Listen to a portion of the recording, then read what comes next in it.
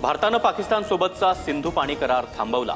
भारताकडून अटारी बॉर्डरही बंद, तर पाकिस्तानात गेलेल्या भारतीयांना 1 मे पर्यंत परत येण्याचं सरकारचं आवाहन।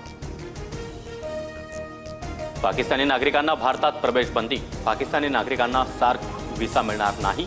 पहलगाममधील हल्ल्यानंतर भारताचा मोठा निर्णय। पाकिस्तान हायकमिशनच्या 5 अधिकाऱ्यांना हटवलं। पाकिस्तानी अधिकाऱ्यांनी 1 आठवड्यात तर पाकिस्तानी नागरिकांनी 48 तासात भारत सोडावा, परराष्ट्र मंत्रालयाच्या सूचना। पहलगाम हल्ल्यानंतर उद्या सर्वपक्षीय बैठक बोलावली। अमित शहा आणि राजनाथ सिंह यांच्या उपस्थितीमध्ये उद्या बैठक। पहलगाममधील दहशतवाद्यांची माहिती देणाऱ्याला 20 लाख रुपयांचं बक्षीस देणार, जम्मू काश्मीर पोलिसांची घोषणा।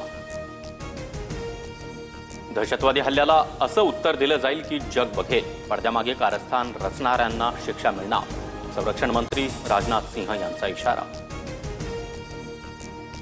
पंतप्रधान मोदी मास्टरमाइंडला शोधून काढतील आणि टोकाची कारवाई होईल। पहलगाममधील हल्ल्यानंतर मुख्यमंत्री फडणवीसांकडून विश्वास व्यक्त।